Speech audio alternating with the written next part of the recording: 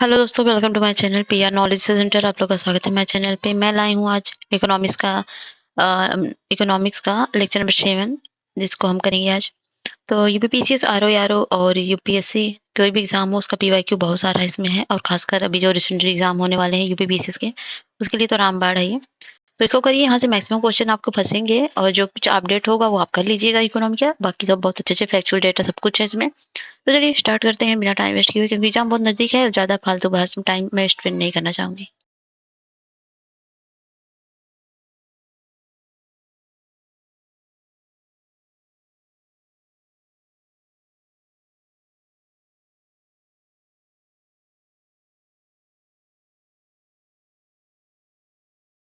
तो आज हम करेंगे सामाजिक विकास को।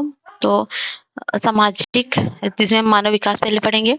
तो भारत मानव विकास का एक व्यापक अवधारणा है जिसके तहत एक लंबे स्वास्थ्य संरचना जीवन की संकल्पना निहित है। सर्वप्रथम संयुक्त राष्ट्र कार्यक्रम UNDP United Nation Development Programme द्वारा विकास के मानवीय पक्ष पर ध्यान केंद्रित किया गया तथा विकास को राष्ट्र की समृद्धि दर से परे राष्ट्र के निवासियों के जीवन की गुणवत्ता में सुधार जोड़कर देखा गया। इसी कार्यक्रम में सर्वप्रथम वर्ष 1990 से यूएनडीपी द्वारा मानव विकास रिपोर्ट जारी की गई। इस रिपोर्ट में मानव विकास सूचकांक के आधार पर देशों की रैंकिंग दी गई। तो एचडीआई जिसमें की बात की गई, तो ठीक है। तो ह्यूमन डेवलपमेंट इंडेक्स तो आपको पता ही होगा, अभी 2021 का है। तो 2021 में प्रकाशित हुई क्या 191 देशों की सूची में स्विट्जरलैंड, नॉर्वे तथा आइसलैंड कम से मानव विकास वाले देश रहे, जबकि सूडान सबसे निम्नतम 191 रैंक पर मानव विकास देश वाला रहा। और भारत जो है 0.33 अंक के साथ 132वें स्थान पर रहा। तो एमपीआई क्या होता है? Multi dimensional poverty index. निर्धनता के मापन की बहुआयामी अवधारणा होती है।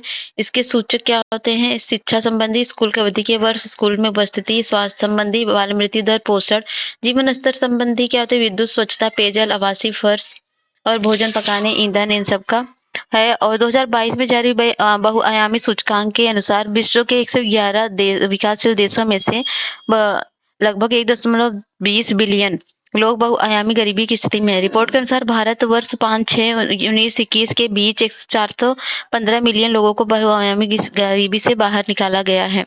भारतीय राज्यों में मानव विकास। तो भारतीय राज्यों में सबसे पहले 1995 में मध्य प्रदेश राज्य द्वारा मानव विकास रिपोर्ट जारी की गई। भारत में राज्यों की मानव विकास के संदर्भ में तुलनात्मक स्थिति के आकलन हेतु योजना आयोग द्वारा वर्ष 2002 में पहली राष्ट्रीय मानव विकास रिपोर्ट प्रकाशित की गई। वर्ष 2019 के संदर्भ में केरल शीर्ष पर है। सूचकांक में उत्तर प्रदेश का स्थान 28वां और बिहार का 29वां है। अगला है हंगर। तो भूखमरी की स्थिति उत्पन्न होती है जब व्यक्ति अपनी दैनिक खाद्य आवश्यकताओं की पूर्ति कर पाने में असमर्थ हो जाता है। भूखमरी के 3 कारणों से उत्पन्न हो सकती है: लोगों के पास क्रय शक्ति का अभाव, खाद्यान्नों की आपूर्ति अपर्याप्त, और खाद्यान्नों तक लोगों के सुचारू पहुंच न हो पा रही हो तब। तो विश्व के देशों में भुखमरी स्थिति का आकलन वैश्विक सूचकांक में प्रदर्शित किया जाता है। यह सूचकांक अंतर्राष्ट्रीय खाद्य नीति शोध संस्थान द्वारा किया जाता है। सूचकांक 4 सूचकों अल्पपोषण, बाल अल्पवजन और बाल ठिगनापन और तथा बाल मृत्यु दर के आधार पर निर्मित किया जाता है। वर्ष 2022 में वैश्विक भूख सूचकांक में भारत को गंभीर भूखमरी वाले देशों में रखा गया। इस सूचकांक में 121 देशों में भारत 107वें स्थान पर है। सामाजिक विकास की 3 अवस्थाओं का सिद्धांत मूलतः किसने प्रतिपादित किया? तो वो अगस्त कॉम्टे ने किया। नेक्स्ट है कथन कारण है मानव विकास सूचकांक एवं सतत विकास लक्ष्यों पर आधारित भारतीय राज्यों की वरीयता में धनात्मक संबंध है। और कारण है एसडीजी लक्ष्यों के आधारभूत आयाम शिक्षा एवं स्वास्थ्य की घनिष्ठता के साथ अंतर संबंध है। तो कथन कारण सही है, कारण कथन की व्याख्या भी कर रहा है। निम्न में से कौन क्रम सही है जिसमें दर्शित विकास के मापकों को प्रस्तावित किया गया है? तो वह है प्रति व्यक्ति आय, पीक्यूएलआई, एसडीआई। निम्नलिखित में से कौन सा एक युग्म जीवन की भौतिक गुणवत्ता का सर्वाधिक उपयुक्त आकलन है? तो वह शिशु मृत्यु दर, साक्षरता। तो जीवन की भौतिक गुणवत्ता का सर्वाधिक उपयुक्त आकलन शिशु मृत्यु दर और साक्षरता है। इसे ओवरसीज डेवलपमेंट काउंसिल के लिए 1970 के दशक के मध्य मॉरिस के द्वारा विकसित किया गया था। जीवन की भौतिकता गुणवत्ता है साक्षरता प्लस इंडेक्स शिशु मृत्यु दर प्लस इंडेक्स जीवन प्रत्याशा बटे 3। जीवन की भौतिक गुणवत्ता सूचकांक किसके द्वारा विकसित किया गया? तो यह है मैरिडी मॉरिस द्वारा। मानव विकास रिपोर्ट निम्नलिखित में से किस संस्था द्वारा प्रकाशित की जाती है? तो की जाती है यूएनडीपी द्वारा। निम्न में से किसके द्वारा मानव विकास सूचकांक सर्वप्रथम विकसित किया गया? तो यूएनडीपी द्वारा। और अगला है संयुक्त राष्ट्र विकास सूचकांक किसके द्वारा विकसित किया गया है, तो वह है महबूब उल हक द्वारा। निम्नलिखित में से कौन सा उपागम प्रोफेसर अमर सेन से संबंधित है, तो वह है सक्षमता उपागम। विकास के मानवीय पक्ष पर निम्नलिखित में से किस एक ने सबसे पहले ध्यान केंद्रित किया, तो वह संयुक्त राष्ट्र विकास कार्यक्रम ने। मानव विकास सूचकांक एक संयुक्त सूचकांक है। यह जीवन प्रत्याशा, शैक्षिक उपलब्धि एवं प्रति व्यक्ति सकल घरेलू उत्पाद थे। अगला है मानव विकास सूचकांक के अंतर्गत आते हैं साक्षरता दर, जन्म के समय आयु संभावित तथा वास्तविक क्रय शक्ति पर व्यक्ति सकल घरेलू उत्पादन। अगला है एचडीआई की गणना में जन्म के समय जीवन प्रत्याशा के लिए अधिकतम मान तथा न्यूनतम मान लिए जाते हैं, तो कितने लिए जाते हैं, वह 85 वर्ष और न्यूनतम 25 वर्ष लिए जाता है। अगला निम्न से कौन सा मानव विकास सूचकांक में शामिल नहीं है, तो जीवन प्रत्याशा, वास्तविक प्रति व्यक्ति, सामाजिक समानता, प्रौढ़ साक्षरता। तो यूएनडीपी में 1990 में मानव विकास रिपोर्ट प्रकाशित की गई थी और एचडीआई को 3 सूचकों में माना गया था। जन्म के समय जीवन प्रत्याशा, शिक्षा का स्तर, जीवन का स्तर। इसमें शिक्षा सूचकांक को मूलतः सकल नामांकन अनुपात और प्रौढ़ साक्षरता दर के आधार पर निर्धारित किया जाता था। अतः प्रश्न सी उत्तर सही था, लेकिन वर्ष 2010 में सूचकांक की गणना स्कूल अवधि के औसत वर्ष तथा स्कूल अवधि के अनुमानित वर्ष के आधार पर किया जाने लगा। 2010 से ही असमानता समायोजित एचडीआई भी मानव विकास रिपोर्ट के तहत प्रस्तुत किए जाने लगा। निम्नलिखित सूचकांकों में से कौन सा मानव विकास सूचकांक की गणना में सम्मिलित नहीं किया जाता है, तो वह सामाजिक असमानता। अगला है निम्नलिखित में से मानव विकास सूचकांक का कौन सा भाग नहीं है, तो वह है स्वास्थ्य एवं पोषण। यूनाइटेड नेशंस डेवलपमेंट प्रोग्राम की 1990 में प्रकाशित रिपोर्ट के अनुसार निम्न में से कौन सा एक मानव विकास सूचकांक में गणना सम्मिलित नहीं है, तो नागरिकरण नहीं है। मानव विकास सूचकांक का आधार क्या है, तो स्वास्थ्य, शिक्षा और जीवन स्तर है। निम्नलिखित देशों को मानव विकास सूचकांक 2022 के आधार पर अवरोही क्रम में व्यवस्थित कीजिए। तो अभी देख लीजिए, अभी जो 21-22 का आंकड़ा है उसके अनुसार है हांगकांग चौथे नंबर पर है, ऑस्ट्रेलिया 25वें पे है, जापान 19वें पे है, रूस 52वें पे है, जबकि भारत 132वें स्थान पर है। और निम्नलिखित देशों में एचडीआई 2019 के रैंकिंग के अनुसार क्रम में लगाया गया है। तो पहले था उस समय ब्राजील, चीन, दक्षिण अफ्रीका, भारत। तो अभी देखेंगे अभी का। अगला है मानव विकास प्रतिवेदन 2015 के अनुसरण में निम्न कथनों पर विचार कीजिए। भारत का स्थान 128 देशों में से 130वां है और ये 2015 का है, तो इसमें तीनों सही था। तो अभी यूएनडीपी की मानव विकास रिपोर्ट 2020 में भारत का मानव विकास सूचकांक रैंक क्या है, तो 131वां। और मानव विकास रिपोर्ट 2018 के अनुसार भारत मानव विकास सूचकांक में प्रथम देश कौन सा है, तो प्रथम देश तब था नॉर्वे, अभी क्या है, शीर्ष देश स्विट्जरलैंड है। तो 2014 में विश्व के 186 देशों में से विकास सूचकांक में भारत का स्थान क्या था, तो अभी आप देख सकते हैं अभी का प्रेजेंट का 132वां है। और निम्नलिखित में किसमें सुधार होने पर भारत को यूएनडीपी द्वारा मानव विकास सूचकांक पर स्थान मिल सकेगा? शुद्ध पेयजल की उपलब्धता, किसानों को अधिक बच्चों का स्कूल जाना, अधिक प्रौढ़ों का साक्षर होना। तो इसमें जो होगा तीसरा चौथा होगा। तो तीसरा चौथा में अधिक बच्चों का स्कूल जाना और अधिक प्रौढ़ का साक्षर होना। तो अधिक बच्चे स्कूल जाएंगे तथा प्रौढ़ों में साक्षरता में सुधार होगा, तो मानव विकास सूचकांक तथा शैक्षणिक सुधार में होगा, और इससे भारत को यूएनडीपी द्वारा मानव विकास सूचकांक में पर स्थान तब मिल सकेगा। अतः स्पष्ट कि प्रश्न विकल्प डी उत्तर था। मानव विकास रिपोर्ट 1997 के अनुसार 4 वर्ष से कम आयु के 6 करोड़ भारतीय शिशुओं में कितने प्रतिशत को समुचित पोषाहार नहीं उपलब्ध हो पाता, तो वह 53%। अगला है निम्नलिखित किस संगठन ने भारत के आर्थिक विकास पथ को रोजगार विहीन, जड़ विहीन, निष्ठुर और आवाज विहीन तथा भविष्य रहित कहा, तो वह यूएनडीपी ने कहा। यूएनडीपी के किस मानव विकास रिपोर्ट की लिंग असमानता सूचकांक की शुरुआत की, तो वह थी एचडीआर 2010 से। अगला है ये, तो इस ऑलरेडी दी गई है, इसमें क्या है, अगले दो आधारित ध्यानपूर्वक आगे प्रश्नों के उत्तर दीजिए। तो ये सब पढ़ लीजिए। तो मलेशिया के सब दिया गया 1995 और 1995%। तो इनमें कौन सा एक गलत है, तो इसमें जो है बस शिक्षा जितनी ही अधिक होगी शिशु मृत्यु दर उतनी ही कम होगी, तो पहले ही गलत है। अगला है मानव विकास की बात करें तो एशियाई देशों में सर्वोत्तम निष्पादन है, तो कोरिया का। तो अगला नेक्स्ट है, यहाँ पर देख लीजिए कोरिया का है यहाँ। अगला है निम्नलिखित में से किसने सकल जो सुख प्रगति के सूचक सुना है, तो वह भूटान ने। तो भूटान ने।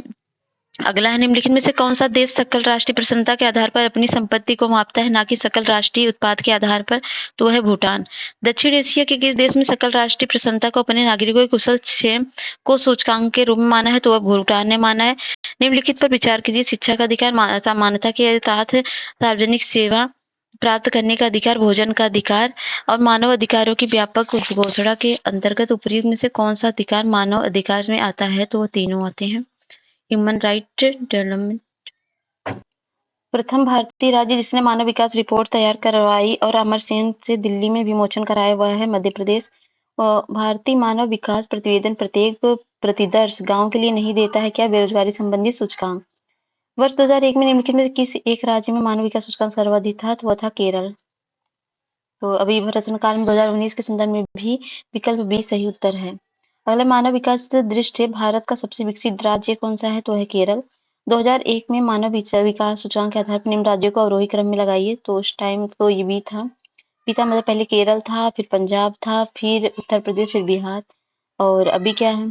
पंजाब केरल पहले थे, फिर पंजाब है, फिर उत्तर प्रदेश है, फिर बिहार है। मानव विकास सूचकांक की दृष्टि से केरल का प्रथम स्थान है। इसकी बेरोजगारी दर में देश में उच्चतम है। तो दोनों सही हैं लेकिन व्याख्या नहीं कर रहे हैं एक दूसरे की। नेक्स्ट है निम्न राज्यों में से 2008 में किसमें उच्चतम मानव विकास सूचकांक था? तो वह था उत्तर प्रदेश में। तो 2019 के उत्तर प्रदेश का स्थान 28वां है। तो बेयर नेसेसिटीज इंडेक्स के संदर्भ में निम्नलिखित पर विचार कीजिए। आर्थिक सर्वेक्षण ग्रामीण और शहरी स्तरों पर बेयर नेसेसिटीज इंडेक्स के साथ आया है। बीएनआई सभी राज्यों के लिए 2018 के लिए बनाया गया है। बीएनआई सभी संकेतकों पर आधारित है। बीएनआई में 6 आयाम होते हैं। तो पहला और तीसरा सही है। ठीक है। तो 2019 के बिहार के मानव विकास सूचकांक का मान कितना था? तो वह था 0.574। तो अभी है 0.782। दिसंबर 2021 में नीति आयोग द्वारा जारी राज्य स्वास्थ्य सूचकांक के चौथे संस्करण निम्नलिखित राज्यों में से कितने छोटे राज्यों की श्रेणी में सर्वप्रथम प्रदर्शन किया? तो वह है मिजोरम। तो छोटे राज्यों की श्रेणी मिजोरम ने मेघालय में अधिकतम वार्षिक क्रमिक प्रगति दर्ज की है। शैक्षणिक विकास सूचकांक के अनुसार भारत के 4 उच्चतम राज्य कौन से हैं? केरल है, तमिलनाडु, पंजाब, दिल्ली है। हाल ही में सर्वेक्षण के अनुसार भारत में 6 से 14 वर्ष आयु वर्ग में कितने प्रतिशत बच्चे औसतन विद्यालय जाते हैं? तो है 93%। तो ठीक है। अभी देखेंगे रोजगार, बेरोजगारी एवं कल्याण योजनाएं। तो बेरोजगारी तथा रोजगार तथा बेरोजगारी किसी देश में कार्य करने की आयु जो होती है 15 से 65 वाले सभी व्यक्तियों को संयुक्त रूप से देश की श्रम शक्ति कहा जाता है। इसमें रोजगार प्राप्त व्यक्ति, बेरोजगार व्यक्ति दोनों आते हैं। तो 273 दिनों तक 8 घंटे के कार्य को मानव वर्ष मतलब स्टैंडर्ड ईयर कहा जाता है तथा जो व्यक्ति इतने दिनों तक रोजगार में है उसे पूर्ण रोजगार माना जाता है। उन व्यक्ति को रोजगार माना जाता है जो कार्य करने की क्षमता तथा इच्छा रखते हैं तथा एवं प्रचलित समय में दूरी पर कार्य हेतु प्रस्तुत होते हैं। अगला बेरोजगारी के प्रमुख स्वरूप इस प्रकार है। तो साइक्लिकल अनएम्प्लॉयमेंट क्या होता है? ऐसी बेरोजगारी जो बाजार उच्चावचनों के कारण मांग में कमी से उत्पन्न होती है तथा मांग में वृद्धि होने से पुनः समाप्त हो जाती है। चक्रीय बेरोजगारी होती है। घर्षण बेरोजगारी क्या होती है? घर्षण बेरोजगारी जब वास्तव में एक रोजगार को छोड़कर दूसरे रोजगार की प्राप्ति के मध्य की अवधि की बेरोजगारी होती है। और संरचनात्मक स्ट्रक्चर इस तरह की बेरोजगारी लोग में कौशल के अभाव की स्थिति में उत्पन्न होती है। और मौसमी बेरोजगारी कृषि के क्षेत्र में सर्वाधिक पाई जाती है। कृषि के क्षेत्र में वर्ष में महीनों में काम बढ़ जाता है जिससे रोजगार की संख्या बढ़ जाती है। प्रच्छन्न बेरोजगारी किसी भी कार्य में आवश्यकता से अधिक लगे हुए लोगों तकनीकी रूप से बेरोजगार माना जाता है। अर्थात यदि किसी रोजगार में आवश्यकता से अधिक लोग लगे हुए हैं तो उस रोजगार से अतिरिक्त लोगों को निकाल देने पर भी उत्पादन का स्तर वही बना रहे तो निकाले गए अतिरिक्त लोगों को प्रच्छन्न बेरोजगार माना जाता है। भारत में बेरोजगारी माप क्या है? भारत में बेरोजगारी मापन की 3 विधियां प्रचलन में है जैसे यूजुअल स्टेटस, चालू साप्ताहिक स्थिति, करंट वीकली स्टेटस तथा करंट डेली स्टेटस। तो भारत में बेरोजगारी के मापने हेतु राष्ट्रीय प्रतिदर्श सर्वेक्षण संगठन एनएसएसओ आंकड़े एकत्रित करता है। एनएसएसओ के 68वें दौर के रोजगार एवं बेरोजगारी स्थिति रिपोर्ट के अनुसार 2011-12 में सामान्य स्थिति यूएस के आधार पर 0.7 थी। तो अभी का हम देखेंगे तो यूएस के हिसाब से 4.2 है। तो इस पर aspirational district programme NITI Aayog ने शुरू किया था कब? 2018 में। तो नीति आयोग के एस्पिरेशनल डिस्ट्रिक्ट प्रोग्राम का शुभारंभ प्रधानमंत्री मोदी द्वारा 2018 में किया गया था। इस कार्यक्रम का उद्देश्य था 112 अल्पविकसित जिलों तक त्वरित एवं प्रभावी रूपांतरित करना।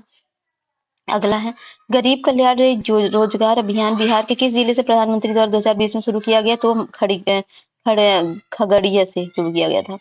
पीएम केयर्स कोष के बारे में कौन सा कथन असत्य है? तो ट्रस्टी नियुक्त किया गया कोई भी व्यक्ति निःशुल्क रूप से कार्य करेगा। इस कोष में पूरी तरह से व्यक्तियों संगठनों से स्वैच्छिक योगदान होता है। इसका प्राथमिक उद्देश्य किसी भी प्रकार की आपात या संकट की स्थिति से निपटने प्रभावित हो को राहत प्रदान करना, इसे बजटीय सहायता नहीं मिलती है। तो ये सब है। तो कोविड महामारी जैसे आपातकालीन संकट या समस्याओं को निपटने के लिए प्राथमिक उद्देश्य के साथ एक समर्पित निधि रखने की आवश्यकता को ध्यान में रखते हुए प्रभावितों को राहत प्रदान करने हेतु पीएम केयर फंड को पब्लिक चैरिटेबल ट्रस्ट के रूप में स्थापित करने पर पंजीकृत किया गया था। अगला है आयुष्मान भारत डिजिटल मिशन के संदर्भ में कथनों पर विचार कीजिए। प्राइवेट अस्पताल और सरकारी अस्पतालों को इसे अवश्य अपनाना चाहिए, क्योंकि इसका लक्ष्य स्वास्थ्य की सार्वजनीन व्याप्ति है। अंततगत्वा भारत के हर नागरिक को उसका हिस्सा हो जाना चाहिए। पूरे देश में निर्बाध रूप से लागू किया जा सकता है। तो तीनों के तीनों सही है। अगला है 2018 में भारत सरकार द्वारा प्रारंभ विश्व की सबसे बड़ी स्वास्थ्य योजना का नाम क्या है? तो वह है आयुष्मान प्रधानमंत्री जन आरोग्य योजना। तो आयुष्मान भारत योजना के संदर्भ में कथन सत्य है। तो यह योजना प्रति व्यक्ति 5 लाख रुपए का मुफ्त स्वास्थ्य बीमा प्रदान करती है, और इस योजना में 5 लाख रुपए का मुफ्त स्वास्थ्य बीमा प्रति व्यक्ति को नहीं, प्रति परिवार को मिलता है। राज्यों की भागीदारी 60 से 40 अनुपात में होती है। तो दूसरा सही है।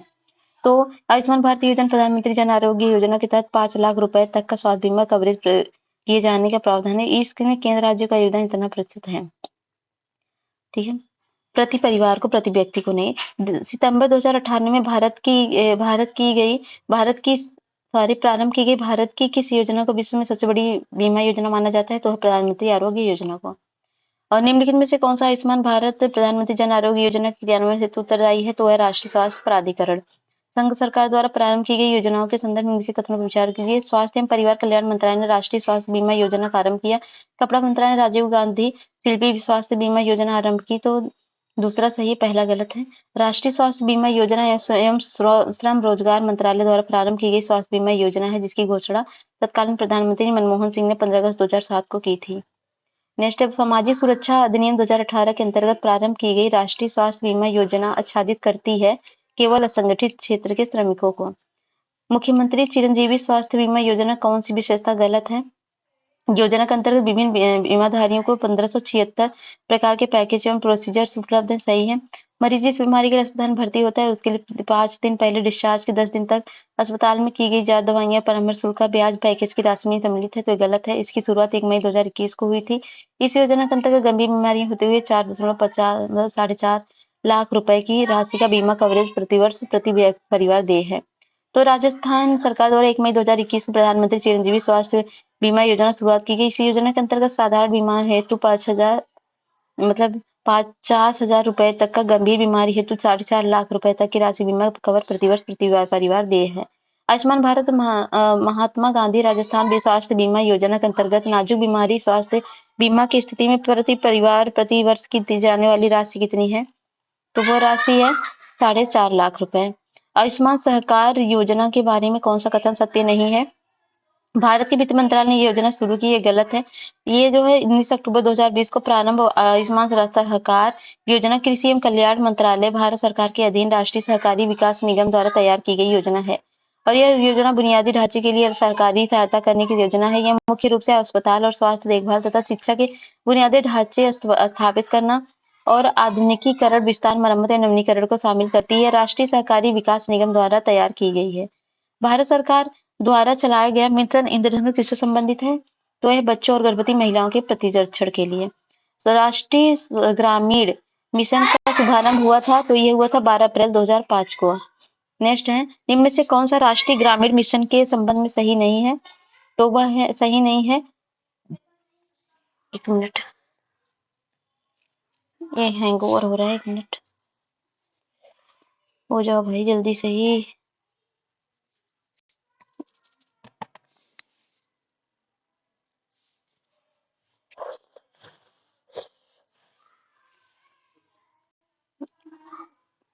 हाँ, तो ये है निम्न में से कौन सा राष्ट्रीय ग्रामीण स्वास्थ्य मिशन के संबंध में सही नहीं है? तो ये कार्यक्रम ग्रामीण पंचवर्षीय योजना में आरंभ किया गया। ये गलत है। यह ग्राम स्तर से जिला स्तर तक प्रकारात्मक स्वास्थ्य पद्धति इस कार्यक्रम का केंद्र बिंदु, पीने का पानी तथा सफाई इस कार्यक्रम के मुख्य घटक है। सही है। तो यह जो है एक को छोड़कर तीनों सही है। राष्ट्रीय ग्रामीण स्वास्थ्य मिशन 2005 में प्रारंभ किया गया। उस समय 10वीं पंचवर्षीय योजना थी। राष्ट्रीय ग्रामीण स्वास्थ्य मिशन किस वर्ष पंचवर्षीय योजना में शुरू की गई? तो यह है 10वीं में। अगला है, राष्ट्रीय ग्रामीण स्वास्थ्य मिशन शिशु मृत्यु दर के संबंध में निम्न में से किस उद्देश्य की पूर्ति लक्षित है? तो वह 2005 में प्रारंभ राष्ट्रीय ग्रामीण स्वास्थ्य मिशन के तहत शिशु मृत्यु दर के संबंध 2012 तक 28 प्रति 1000 जीवित जन्म का लक्ष्य था। अतः इस संदर्भ में कोई भी विकल्प सही नहीं है। राष्ट्रीय ग्रामीण स्वास्थ्य मिशन के अंतर्गत ग्राम स्तर के विकास के स्वास्थ्य कार्यकर्ता को कहते हैं आशा। राष्ट्रीय ग्रामीण स्वास्थ्य मिशन के संदर्भ में प्रशिक्षित सामुदायिक स्वास्थ्य कार्यक्रम आशा के कार्य निम्नलिखित में से कौन से हैं? तो उसके कार्य हैं स्त्रियों में प्रसव पूर्व देखभाल जांच के लिए स्वास्थ्य सुविधा केंद्र साथ ले जाना और गर्भावस्था के प्रारंभिक संसूचन के लिए गर्भावस्था परीक्षण के किट प्रयोग करना, पोषक एवं प्रतिरक्षण के विषय में सूचना देना और बच्चे का प्रसव कराना गलत है और ये हो गया ऑप्शन ए। अगला राष्ट्रीय स्वास्थ्य नीति की घोषणा हुई तो यह 1983 में। और निम्न में से कौन सा एक भारत में 2009 से 10 में स्वास्थ्य लोक व्यय जीडीपी के प्रतिशत के रूप में है? तो वह है 1.09। अभी क्या है 2019 में 1.4 रहा है। तो अगला है नेशनल फैमिली हेल्थ सर्वे 3 के अनुसार भारत के एक मिनट अनुसार भारत में स्वास्थ्य देखभाल का मुख्य स्रोत चिकित्सा का निजी क्षेत्र है। यह शहरी के 70% कुटुंबों का। और वर्ष 2009 हेतु परिवार कल्याण सांख्यिकी जो संघीय स्वास्थ्य मंत्रालय द्वारा हाल ही में घोषित की गई के अनुसार भारत में 2006 से 10 में जन्म पर जीवन प्रत्याशा कितनी है? तो पुरुष में 68.65.8 तथा महिला में 68.1। तो अभी देख सकते हैं पुरुष में जो है 2031 तक 26 तक अनुमान ये है। निम्नलिखित में से कौन राष्ट्रीय पोषण मिशन के उद्देश्य हैं? तो गर्भवती महिलाओं तथा स्तनपान कराने वाली माताओं के कुपोषण संबंधी जागरूकता उत्पन्न करना, सही है, छोटे बच्चों किशोरी तथा महिलाओं में रक्त अल्पता की घटना को कम करना, बाजरा मोटा अनाज तथा अपरिष्कृत चावल के उपभोग को बढ़ाना और मुर्गी के अंडे को उपभोग को बढ़ाना। तो ये गलत है, तो ऑप्शन हो गया ए। सबरी संकल्प अभियान का संबंध किससे है? तो राष्ट्रीय पोषण अभियान से है। समन्वित बाल विकास परियोजना के अंतर्गत निम्नलिखित में से कौन सा सम्मिलित नहीं है? तो पूरक पोषण सम्मिलित है, टीका भी सम्मिलित, पोषण एवं स्वास्थ्य भी, परिवार नियोजन ये सम्मिलित नहीं है। नेक्स्ट है भारत में 1975 में चालू की गई एकीकृत बाल विकास सेवा योजना किसके द्वारा लागू की गई? तो ये महिला एवं बाल कल्याण मंत्रालय द्वारा। समेकित बाल विकास सेवाएं नामक कार्यक्रम प्रारंभ हुआ तो 1975 में प्रारंभ हुआ। निम्नलिखित में से समन्वित बाल विकास सेवा योजना के अंतर्गत कौन सी सेवा नहीं प्रदान होती? तो ये बच्चों को निःशुल्क पुस्तकों एवं विद्यालय पोशाक का वितरण। नेक्स्ट है मिलान करना है अंधत्व नियंत्रण हेतु राष्ट्रीय कार्यक्रम कब शुरू किया गया? तो ये 1976 में शुरू किया गया। समन्वित बाल विकास योजना ये जो 76 में शुरू किया गया और ये 75 में शुरू किया। राष्ट्रीय कुष्ठ निवारण ये 1983 में। राष्ट्रीय ग्रामीण मिशन 2005 में। ठीक है। और पीएम जन आरोग्य अभियान ये कब शुरू किया गया? पीएम जन आरोग्य अभियान 2018 में।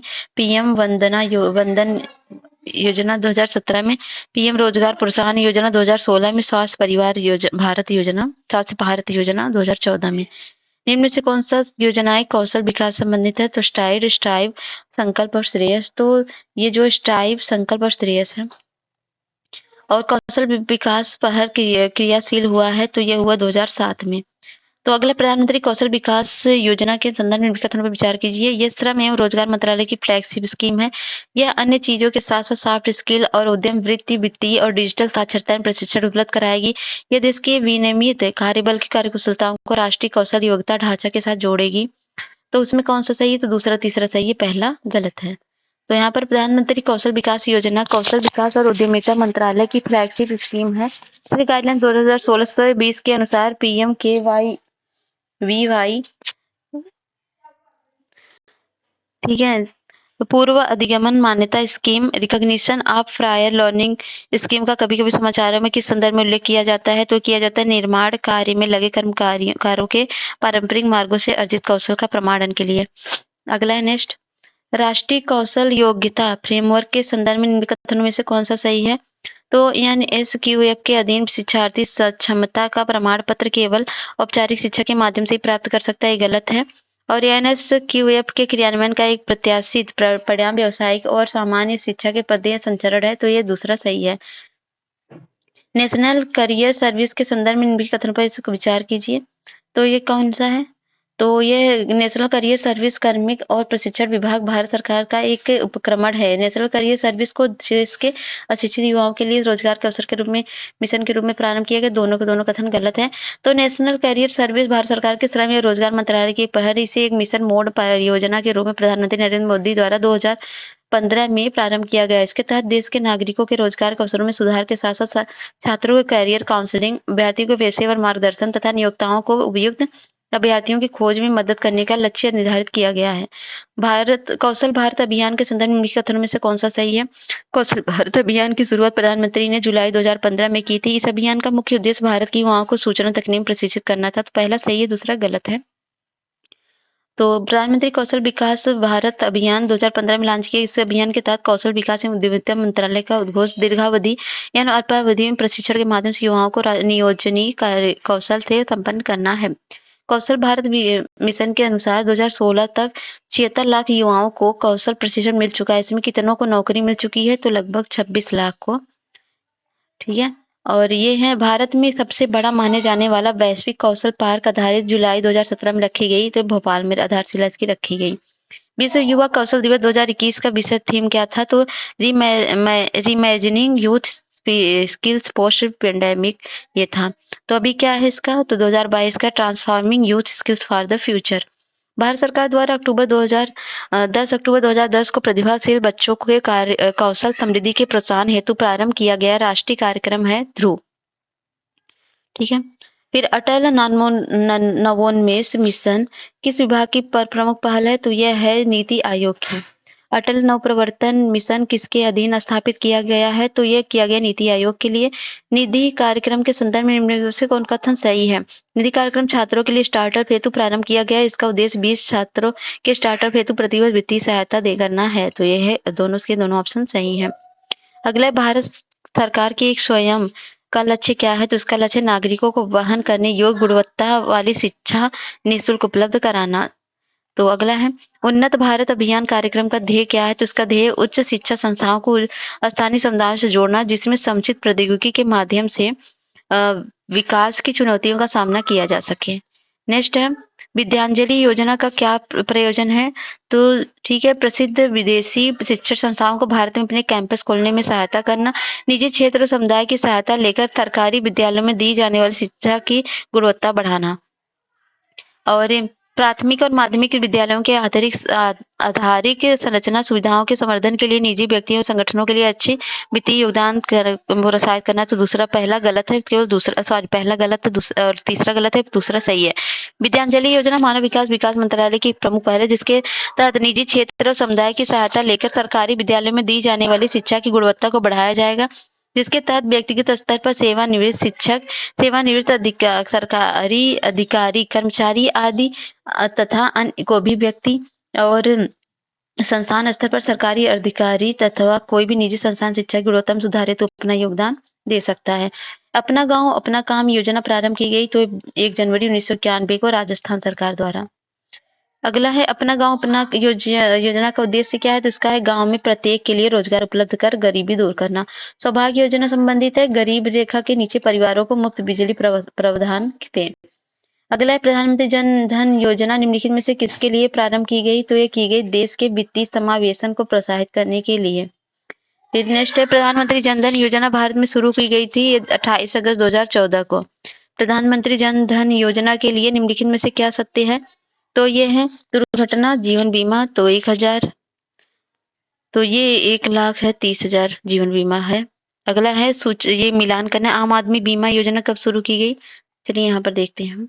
तो आम आदमी बीमा योजना 2007 में, पीएम आत्मनिर्भर स्वास्थ्य भारत योजना 2021 में और प्रधानमंत्री जन आरोग्य योजना 2018 में, प्रधानमंत्री सुरक्षा बीमा योजना 2015 में। भारत सरकार द्वारा आरंभ की गई निम्नलिखित योजनाओं पर विचार कीजिए। तो सुकन्या समृद्धि योजना 22 जनवरी 2015 को, अटल पेंशन योजना 9 मई 2015 को और मेक इन इंडिया 25 सितंबर 2014 को और प्रधानमंत्री धन योजना 28 अगस्त 2014 को। अतः सही कोट हो जाएगा आपका डी, सॉरी सही कोट इसमें से कुछ नहीं होगा, 4312 होगा जो कि नहीं दिया है। और तो ये देखिए यूपीपीसी 2017 में पूछा गया, तारीख पे भी मेंशन आपको करना ही पड़ेगा भाई। तो निम्नलिखित योजना पर विचार कीजिए तथा उन्हें आरंभ होने के कालक्रम में लगाइए, ये भी है। तो इसमें ऑप्शन ए है 1, 2, 4, 3। तो प्रधानमंत्री जन धन योजना 28 अगस्त 2014 को है। डिजिटल जेंडर एटेलस फॉर एडवांसिंग 9 मार्च 2015 को है। और प्रधानमंत्री सुरक्षा बीमा योजना मई 2015 को है। मुद्रा बैंक योजना 8 अप्रैल 2015 को है। 2017 में वरिष्ठ नागरिकों की राष्ट्रीय वायुश्री योजना कौन से शहर में शुरू की गई? तो 2017 को वायुश्री योजना शुभारंभ आंध्र प्रदेश में किया गया, जो कि ऑप्शन में नहीं दिया है। अटल ज्योति योजना 2013 के अंतर्गत ग्रामीण कृषि क्षेत्र को कितने न्यूनतम घंटे बिजली देने का प्रावधान किया गया? तो 10 घंटे। निम्नलिखित में से किस प्रत्यक्ष लाभ योजना को Guinness book of world record द्वारा विश्व की सबसे बड़ी प्रत्यक्ष लाभ योजना माना जाता है? तो पहल को। फिर नेक्स्ट है पहल योजना के संदर्भ में सही उत्तर का चुनाव करें। तो इसका है यह जाम का प्रथम प्रकार है। यह डीबीटी के माध्यम से एलपीजी अनुदान का हस्तांतरण करता है। ये उपभोक्ताओं के बैंक खातों में एलपीजी अनुदान का सीधा हस्तांतरण करता है। ये सभी सही है। अगला है तो अगला है नेक्स्ट, ठीक है।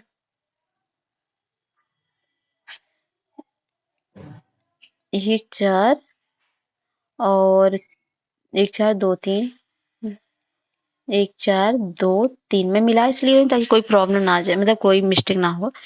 नई रोशनी योजना महिला सशक्तिकरण। तीसरा जो है सूचना प्रौद्योगिकीकरण के लिए प्रधानमंत्री जन धन योजना। वित्तीय समावेशन के लिए स्वावलंबन योजना। नई पेंशन प्रणाली के लिए है ताकि सब स्वावलंबी होकर जी सके। प्रधानमंत्री उज्ज्वल योजना के बारे में निम्न कथन पर विचार कीजिए। योजना में निर्धनता रेखा से नीचे जीवन यापन करने वाले बीपीएल परिवार की महिलाओं को निःशुल्क एलपीजी गैस कनेक्शन प्रदान करती है। सही है। योजना के अंतर्गत 8,000 करोड़ का प्रावधान रखा गया, ये भी सही है।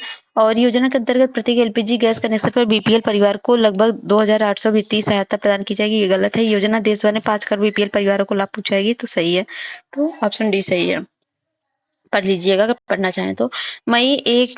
मई 2016 को प्रधानमंत्री उज्ज्वला योजना प्रारंभ की गई। उत्तर प्रदेश के किस जिले में प्रधानमंत्री द्वारा योजना प्रारंभ की गई? तो वह बलिया में।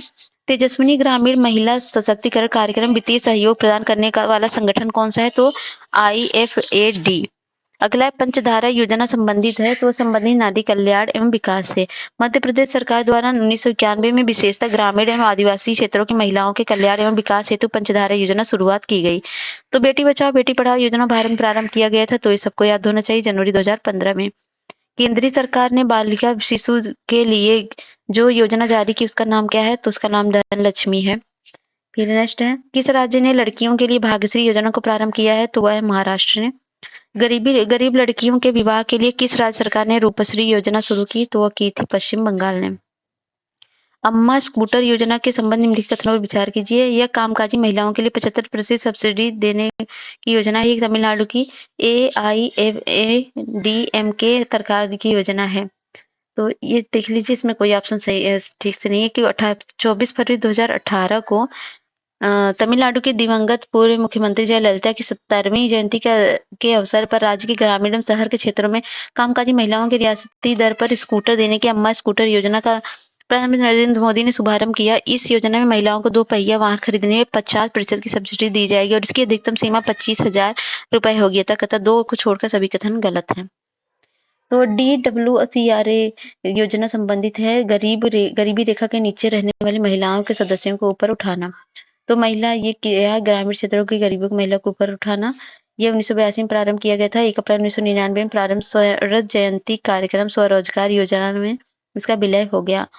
स्वावलंबन योजना निम्नलिखित में किस उद्देश्य की पूर्ति करती है? तो पूर्ति करती है महिलाओं को प्रशिक्षण एवं कौशल प्रदान करने से। महिलाओं को पारंपरिक और अपारंपरिक व्यवसाय में प्रशिक्षण और कौशल प्रदान करवाने की वाली योजना का नाम क्या है? तो स्वावलंबन। भारत सरकार ने महिला विकास के लिए स्वाधार और स्वयं सिद्धा नामक 2 योजनाओं की शुरुआत की है। इन दोनों योजनाओं के भिन्नता के संदर्भ में निम्नलिखित कथनों पर विचार कीजिए। स्वयं सिद्धा योजना उन महिलाओं के लिए है जो कठिन परिस्थितियों में हैं, जैसे कि प्राकृतिक आपदा, आतंकवाद से बची महिलाएं, जेल से रिहा की गई महिलाएं, कैदी, मानसिक एवं विकलांग महिलाएं आदि। जबकि स्वाधार योजना स्वयं सहायता समूहों के द्वारा महिलाओं के संपूर्ण सशक्तिकरण के स्थापित की गई। स्वयं सिद्धा योजना स्थानीय स्वसहायी निकायों अथवा प्रतिष्ठित स्वैच्छिक संगठनों द्वारा कार्यान्वित की जाती है, जबकि ये स्वाधार योजना स्वराज्यों द्वारा स्थापित ICDS कार्यक्रमों द्वारा इकाइयों द्वारा की जाती है, तो दोनों के दोनों कथन गलत हैं। भारत सरकार ने 12 जुलाई 2001 को स्वयं सिद्धा योजना का प्रारंभ किया। इसके तहत स्वयं सहायता समूहों के द्वारा महिलाओं के संपूर्ण सशक्तिकरण पर बल दिया जाता है। स्वधार योजना का उद्देश्य कठिन परिस्थितियों में पड़ी महिलाओं को सहायता प्रदान करना है। स्वयं सिद्धा तथा सुधार दोनों योजना का क्रियान्वयन सरकारी निकायों एवं स्वयं सहायता समूहों के माध्यम से कराए जाने का प्रावधान है। इस प्रकार दोनों कथन गलत हैं। निम्नलिखित में से किस वर्ष में स्वावलंबन योजना प्रारंभ की गई? तो वो की गई 2010 में। स्वधार योजना है तो ये कठिन परिस्थिति महिलाओं के लिए है। और अगला है महिलाओं के सशक्तिकरण हेतु इंदिरा महिला शक्ति निधि की शुरुआत हुई थी 18 दिसंबर 2019 को।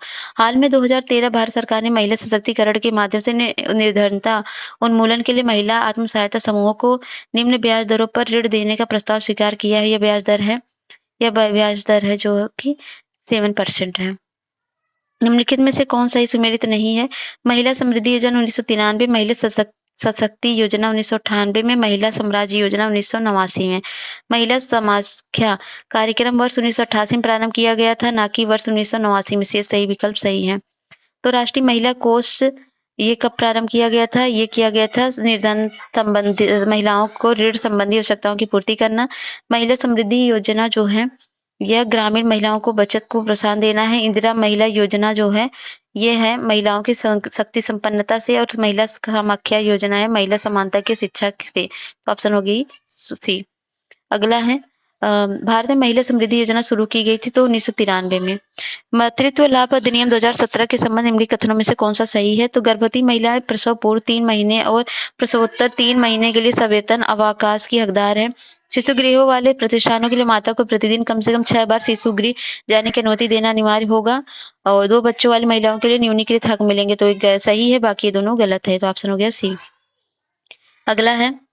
अगला है प्रस्तावित जननी सुरक्षा स्कीम प्रस्थापित करेगी राष्ट्रीय मातृत्व लाभ परियोजना को।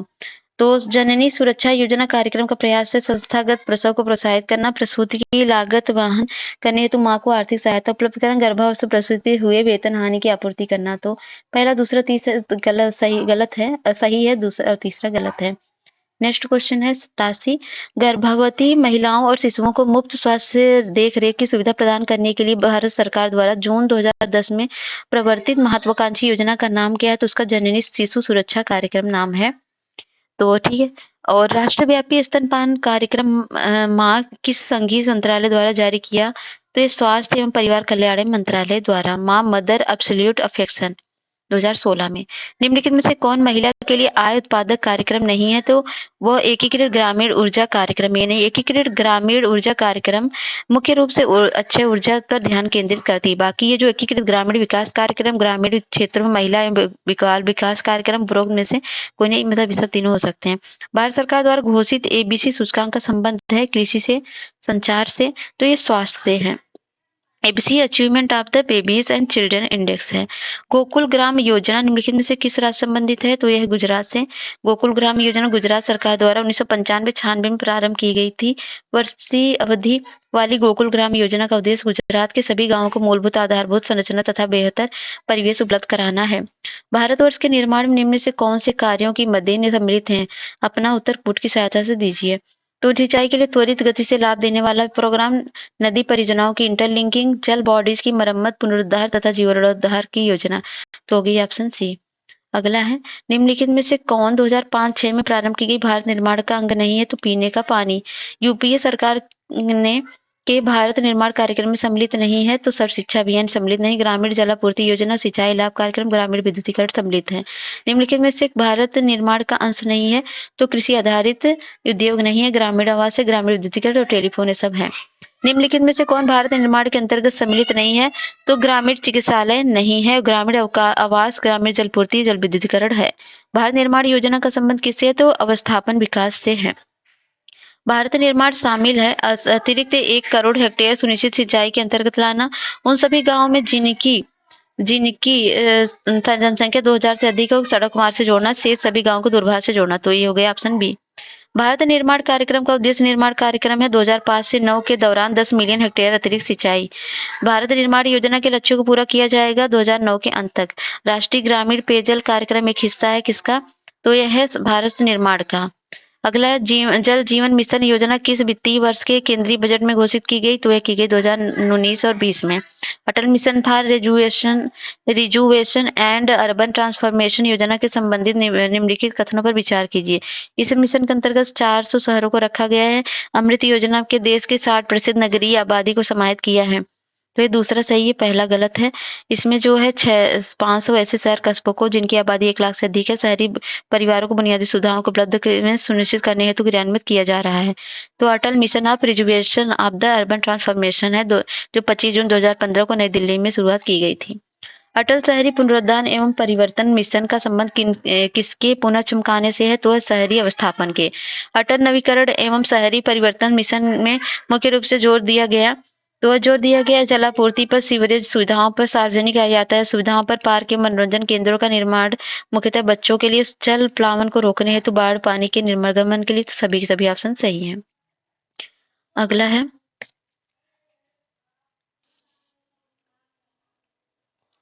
निम्नलिखित में से 2005-6 में प्रारंभ की गई भारत निर्माण का अंग है। तो पीने का पानी है।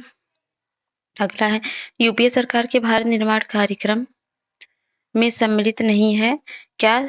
यो सम्मिलित नहीं, सर्व शिक्षा अभियान। निम्नलिखित में से भारत निर्माण का अंश नहीं है कृषि आधारित उद्योग। निम्नलिखित में से कौन भारत निर्माण के अंतर्गत सम्मिलित नहीं है? तो वह नहीं है ग्रामीण चिकित्सा और चिकित्सालय, ग्रामीण आवास, ग्रामीण जल पूर्ति और ग्रामीण विद्युतीकरण है।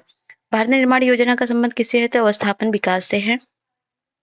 भारत निर्माण में शामिल नीचे दिए कोड में सही उत्तर को चुनिए। अतिरिक्त 1 करोड़ हेक्टेयर सुनिश्चित सिंचाई के लिए अंतर्गत लाना उन सभी गांवों जिनकी जनसंख्या 2000 से अधिक है को सड़क मार्ग से जोड़ना, और तो और से सभी गांवों को दूरभाष से जोड़ना। दूसरा गलत है, बाकी पहला तीसरा सही है। तो भारत निर्माण कार्यक्रम को 4 वर्षों 5, 6 और 8, 9 के लिए दिसंबर 2005 में प्रारंभ किया गया। वर्ष 2008-9 में अंत के सरकार द्वारा इस कार्यक्रम को 2012 तक बढ़ा दिया गया, जिसमें 6 क्षेत्रों को शामिल किया गया था, जिसमें अतिरिक्त 1 करोड़ हेक्टेयर क्षेत्र को सुनिश्चित सिंचाई के अंतर्गत लाना उन सभी गांवों की जिनकी संख्या 1000 से अधिक है, जनजाति क्षेत्र हेतु जनसंख्या 500 है को सड़क मार्ग से जोड़ना तथा शेष सभी गांवों को दूरभाष से जोड़ना आदि भी सम्मिलित है। भारत निर्माण कार्यक्रम का उद्देश्य निर्माण करना है 2005 और 9 के दौरान 10 मिलियन हेक्टेयर अतिरिक्त सिंचाई का। भारत निर्माण योजना के लक्ष्यों को पूरा किया जाएगा 2009 के अंत तक। राष्ट्रीय ग्रामीण पेयजल कार्यक्रम एक हिस्सा है। तो किसका हिस्सा है? तो हिस्सा है भारत निर्माण का। भारत सरकार ने 1972 और 73 में त्वरित ग्रामीण जल आपूर्ति कार्यक्रम प्रारंभ किया। हालांकि 1 अप्रैल 2009 से ग्रामीण पेयजल आपूर्ति कार्यक्रम 2000 राष्ट्रीय ग्रामीण पेयजल कार्यक्रम नाम दिया गया। राष्ट्रीय ग्रामीण पेयजल कार्यक्रम भारत के निर्माण के 6 घटकों में से एक है।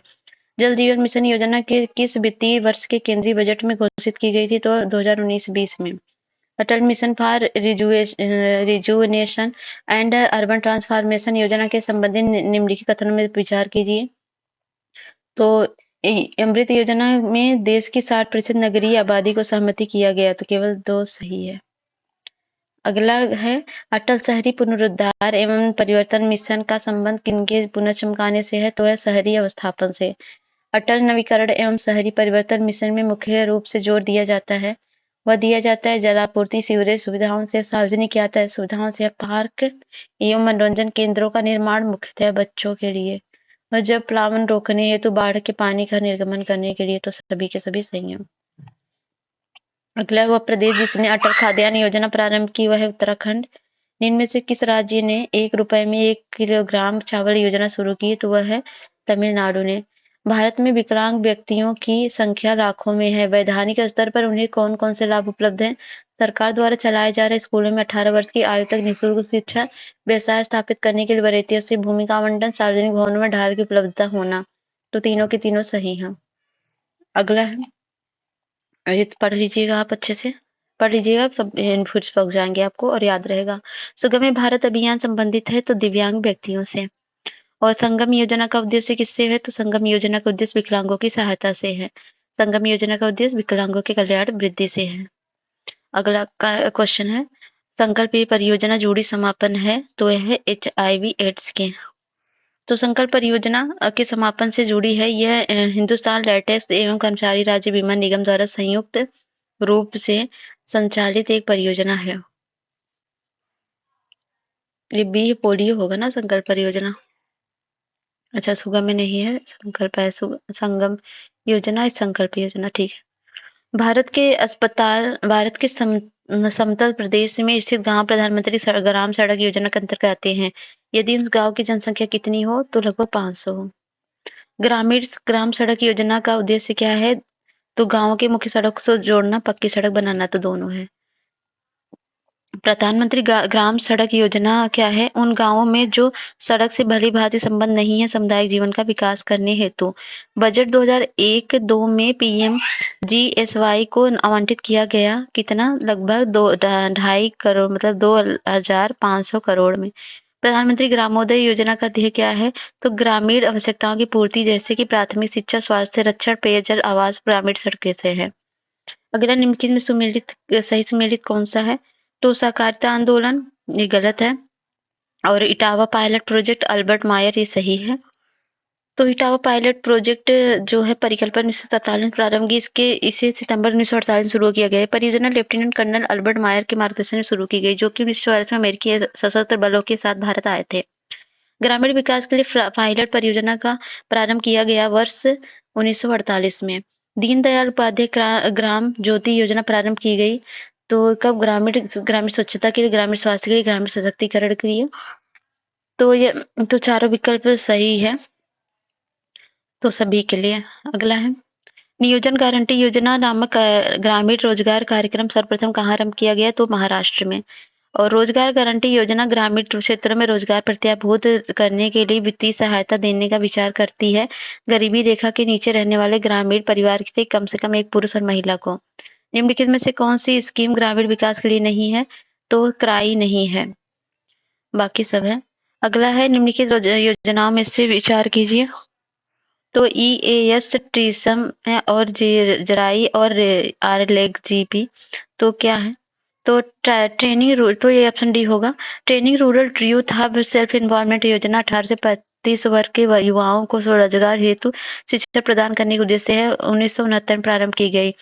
और है रूरल लैंडलेट एम्प्लॉयमेंट गारंटी प्रोग्राम योजना, ये 15 अगस्त 1983 ग्रामीण भूमिहीन हेतु रोजगार के अवसर प्रदान करने के लिए की गई।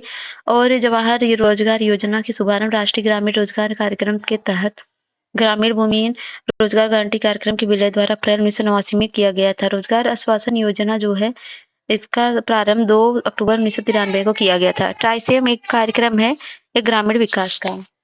निम्नलिखित में से कौन सा निर्धनता का विरोध कार्यक्रम नहीं है? तो MRTP नहीं है।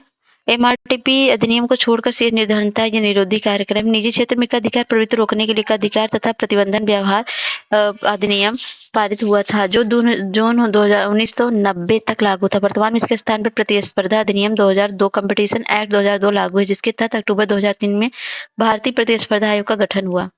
ग्रामीण अवस्थापन विकास कोष का सृजन किसके अधीन किया गया है? तो किया गया नाबार्ड के अधीन।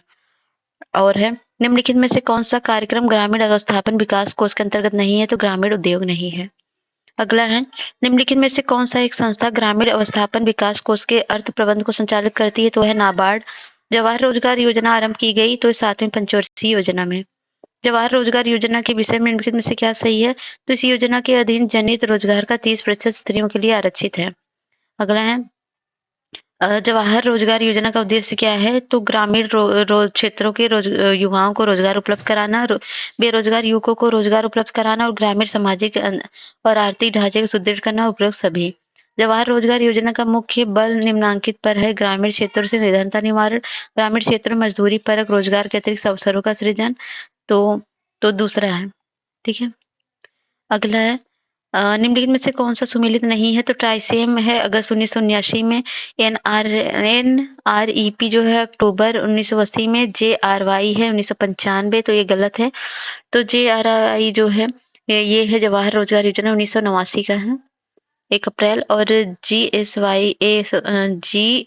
SGSY जो है 1999 में है। समन्वित ग्रामीण विकास योजना का मुख्य लक्ष्य क्या है? तो इसका लक्ष्य है ग्रामीण क्षेत्रों में गरीब रेखा से नीचे रहने वाले परिवारों को रोजगार दिलाना। समन्वित ग्रामीण विकास कार्यक्रम कब शुरू हुआ था? तो यह शुरू हुआ था 1980 को। निम्नलिखित निम्नलिखित कार्यक्रमों में से कौन सा स्वर्ण जयंती ग्राम स्वरोजगार योजना में सम्मिलित नहीं किया गया? तो है JRY। स्वर्ण जयंती स्वरोजगार योजना के अंतर्गत के समय मौजूदा 6 कार्यक्रमों को समाप्ति हो गई और समूह रीति अपनाने पर बल देती है। चयनित रोजगारों के हुनर की उन्नति करने का प्रयास करती है। ग्रामीण युवकों को गरीबी की रेखा के से ऊपर खींचने पर संकेंद्रित है। तो सभी के सभी ऑप्शन सही हैं। नेक्स्ट है स्वर्ण जयंती स्वरोजगार योजना का स्थापना वर्ष क्या है? 1999 है। निम्नलिखित में से किस योजना को प्रति संचालित करने के भारत सरकार ने 2020 में राष्ट्रीय ग्रामीण आजीविका मिशन के रूप में प्रस्तावित किया? तो वह है स्वर्ण जयंती स्वरोजगार योजना। राष्ट्रीय ग्रामीण आजीविका मिशन ग्रामीण क्षेत्रीय निर्धनता आजीविका विकल्पों को सुधारने पर किस प्रकार प्रयास करता है? तो ग्रामीण क्षेत्र में बड़ी संख्या में नए निर्माण उद्योग तथा कृषि व्यापार केंद्र स्थापित करके ये गलत है। स्वयं सहायता समूहों को सशक्त बनाकर कौशल विकास की सुविधाएं प्रदान करना सही है। कृषकों को निःशुल्क बीज उर्वरक और डीजल पंप सेट सिंचाई संयंत्र देकर तो ये गलत है। तो ऑप्शन हो गया बी। एक्सप्लेनेशन यहाँ पर पढ़िए ये। और निम्नलिखित में से कौन सा सम्मिलित नहीं है? तो ये औद्योगिक वित्त है सिडबी द्वारा, सामाजिक सुरक्षा है भारत निर्माण द्वारा, ग्रामीण शाखा नाबार्ड द्वारा, ग्रामीण रोजगार है SJSRY। तो ये गलत है। स्वर्ण जयंती शहरी कार्यक्रम जो है 1 दिसंबर 1997 प्रारंभ की, इसका उद्देश्य बेरोजगारी को रोजगार उपलब्ध कराना था, ग्रामीण रोजगारों को, अतः विकल्प डी गलत है। एक शहरी ब्यामी उद्यम और दूसरा है शहरी मजदूरों को बदले रोजगार तथा तीसरा है आवास तथा आश्रय का उन्नयन किसके भाग हैं? तो नेहरू रोजगार योजना के भाग हैं, जो कि 11 अक्टूबर 1989 को प्रारंभ हुआ था। स्वर्ण जयंती शहरों रोजगार योजना को 1/12/1997 से लागू हुई। उद्देश्य शहरी रोजगार योजना अथवा अल्प रोजगार गरीबों को लाभकारी योजना उपलब्ध कराना है, किंतु इसमें शामिल नहीं है प्रधानमंत्री रोजगार योजना। नेहरू रोजगार योजना शामिल है, शहरी बुनियादी सेवा कार्यक्रम शामिल है, प्रधानमंत्री समेकित शहरी गरीबी उन्मूलन कार्यक्रम शामिल है। अगला है मिलान करना है। कृषि श्रमिक सामाजिक सुरक्षा योजना एक प्रारंभ की गई थी? 2001 में प्रारंभ की गई थी। और स्वर्ण जयंती स्वरोजगार योजना 1999 में, और रोजगार आश्वासन योजना जो है वो शुरू की गई थी 1993 में, और प्रधानमंत्री ग्रामोदय योजना 2000 में। तो ऑप्शन हो गया डी। अगला है मिलान करना है। स्वर्ण जयंती ग्राम स्वरोजगार योजना कब प्रारंभ की गई थी? तो 1999 में। और स्वर्ण जयंती शहरी योजना जो है वह शुरू की गई थी 1997 में, जवाहर रोजगार योजना 1989 में, और ये जो है ग्रामीण स्वास्थ्य मिशन 2005 में। तो हो गया ऑप्शन सी। नेक्स्ट है राष्ट्रीय ग्रामीण स्वास्थ्य मिशन कब शुरू हुआ था? तो ये हुआ था 2005 में। राष्ट्रीय सामाजिक सहायता कार्यक्रम 1995 में, स्वर्ण जयंती कार्यक्रम 1999 में, संपूर्ण ग्रामीण रोजगार योजना 2001। ऑप्शन हो गया ए। यूपीपीसी 2022 में पूछा गया है। देखिए ये क्वेश्चन रिपीटेड है कि नहीं है, यहाँ से 2016 से देख लीजिए। निम्नलिखित में से कौन सा कार्यक्रम रोजगार संबंधित नहीं है? तो ये RMS से नहीं है, बाकी सब तो है ही। अगला है महात्मा गांधी राष्ट्रीय ग्रामीण रोजगार गारंटी अधिनियम कब पारित हुआ था? तो ये हुआ था 2005 में। राष्ट्रीय ग्रामीण रोजगार गारंटी योजना नरेगा 2005 में तथा 2005 में अधिसूचित हुआ तथा 2 फरवरी 2006 से लागू हुआ था। राष्ट्रीय ग्रामीण रोजगार योजना नरेगा प्रारंभ 200 जनपदों में शुरू की गई। वर्ष 2007-8 के बजट में इसके विस्तार का प्रस्ताव था 330 जनपदों में। राष्ट्रीय ग्रामीण रोजगार गारंटी योजना को प्रारंभ लागू किया गया था 200 जिलों में। राष्ट्रीय ग्रामीण रोजगार योजना समूचे देश में लागू की गई थी 1/4/2008 में। तो नरेगा को मनरेगा नाम कब दिया गया? तो दिया गया था 2 अक्टूबर 2009 को। निम्न में से कौन सा एक मनरेगा का उद्देश्य है? तो बहुसंपत्तियों का निर्माण करना, सूक्ष्म सिंचाई को प्रोत्साहित करना, जल प्रबंधन, ग्रामीण आय को बढ़ाना। तो इसमें जो होता है, तो इसमें ये योजना में शामिल तभी कर सकते हैं हम। तो ई हो जाएगा। और राष्ट्रीय ग्रामीण रोजगार गारंटी कार्यक्रम अन्य रोजगार कार्यक्रमों से अलग है क्योंकि यह रोजगार एक योजना न होकर कानूनी व्यवस्था है। तो राष्ट्रीय ग्रामीण रोजगार गारंटी योजना का शुभारंभ 2 फरवरी 2006 को आंध्र प्रदेश के अनंतपुर ग्राम से प्रारंभ किया गया। यह योजना अन्य रोजगार योजनाओं से अलग है क्योंकि यह रोजगार का अधिकार प्रदान करती है। इसके तहत ग्रामीण क्षेत्र में प्रत्येक परिवार को एक सदस्य को कम से कम 100 दिन कुशल श्रम वाले रोजगार की गारंटी दी जाती है। राष्ट्रीय ग्रामीण रोजगार गारंटी कार्यक्रम के अंतर्गत एक वर्ष में जितने दिन रोजगार की गारंटी दी गई उसकी संख्या क्या है? तो उसकी संख्या 100 दिन है। नरेगा के संबंध में जो असत्य है उस पर चिन्ह लगाइए। तो इस कानून में अनुमोदित कार्यों के प्रकार को लेकर सही है। सरकार के अन्य कार्यक्रमों की भांति इस कार्यक्रम में भी पारदर्शिता और अवैधता संभव नहीं, तो इसमें है। और इस कानून में व्यक्तिगत कार्यों का भी विशेष वर्णन है यदि गरीबों रेखा से नीचे अनुसूचित जनजाति से संबंधित है। तो सभी के सभी सही हैं, बाकी बी गलत है। मनरेगा मनरेगा के लिए वित्तीय वर्ष 2009-10 में बजट आवंटन जो हुआ था 39,000 करोड़ का हुआ था और अभी 98,468 है 2022 का। हाल ही में घोषित केंद्रीय बजट 2020-21 में निम्नलिखित में से किस योजना में बजट आवंटन 19-20 की तुलना में कम हुआ है? तो वो हुआ है नरेगा में, आयुष्मान में। फिर नेक्स्ट है राष्ट्रीय ग्रामीण रोजगार योजना रोजगार गारंटी अधिनियम नहीं करता है। क्या नहीं करता है? प्रत्येक ग्रामीण परिवार के हर एक वयस्क को 1 वर्ष में 100 दिन की गारंटी देना। ये नहीं करता है। क्या करता है फिर भाई? तो राष्ट्रीय ग्रामीण रोजगार गारंटी योजना ग्रामीण परिवार को प्रत्येक वयस्क सदस्य को नहीं बल्कि एक सदस्य को वर्ष में 100 दिन की रोजगार की गारंटी देता है। तो एमजी नरेगा सकारात्मक परिणामों के संबंध में निम्नलिखित कथनों पर विचार कीजिए। एक ग्रामीण गरीब की क्रय शक्ति में पर्याप्त वृद्धि, श्रमिकों की सौदेबाजी शक्ति में कमी और शहरों की तरफ प्रवास में कमी। तो पहला तीसरा गलत है, पहला दूसरा सही है, पहला दूसरा गलत है। मनरेगा सकारात्मक परिणामों में ग्रामीण गरीब की क्रय शक्ति में पर्याप्त वृद्धि, श्रमिकों की सौदेबाजी शक्ति में वृद्धि और सरकार की तरफ प्रवास में शामिल है। लाखों-करोड़ों पुरुष और स्त्री श्रमिकों ने जो वास्तव में काम करते हैं, परस्पर हिस्सेदारी, सहयोगपूर्ण निष्पादन की भावना पर भर देते हैं, तो वह सामुदायिक विकास से। अगला है सामुदायिक विकास कार्यक्रम का क्या उद्देश्य है? तो शैक्षिक सुविधाएं सुलभ करना, जीवन स्तर को बेहतर बनाना, राजनीतिक प्रशिक्षण योजनाओं गांव में बनाने में गांव की सहायता करना। तो वो एक से अधिक सही है, तो डी होगा इसका। तो इसमें सभी बहुत सारे ऑप्शन हैं। तो भारत में सामुदायिक विकास कार्यक्रम प्रायोगिक स्तर पर 2 अक्टूबर 1952 को शुरू किया गया। देश में कृषि कार्यक्रम और संचार की प्रणाली में सुधार के साथ-साथ ग्रामीण स्वच्छता, ग्रामीण शिक्षा, पर्याप्त वृद्धि के उद्देश्य से सामुदायिक विकास कार्यक्रम को लागू किया गया। सामुदायिक विकास का उद्देश्य क्या है? तो इसमें से ई होगा आर्थिक विकास, मानव पूंजी का निर्माण, पर्यावरण समरस जीवन। तो सभी के सभी हैं। निम्नलिखित घटनाओं पर विचार कीजिए, कालक्रम में लिखिए। सामुदायिक विकास कार्यक्रम की शुरुआत सीडीबी और प्रजातांत्रिक विकेंद्रीकरण की संस्कृति की विलेज स्कीम की शुरुआत और जिला ग्राम में विकास अभिकरण की जिला स्तर पर स्थापना। तो ये जो है तीसरा सही है, फिर पहला सही है, फिर दूसरा, फिर चौथा, तो हो जाएगा ऑप्शन सी। तो सामुदायिक विकास कार्यक्रम की शुरुआत 2 अक्टूबर 1952 को की गई। प्रजातांत्रिक विकेंद्रीकरण की संस्कृति बलवंत राय की मेहता समिति ने 1957 में की थी कि विलेज स्कीम की शुरुआत 1950 में मवेशियों को संरक्षित करने के लिए की गई थी। जिला ग्राम्य विकास अभिकरण जो है 1 अप्रैल 1999 को प्रारंभ किया गया। भारत में सामुदायिक विकास कार्यक्रम कब आरंभ हुआ? तो ये हुआ 2 अक्टूबर 1952 को।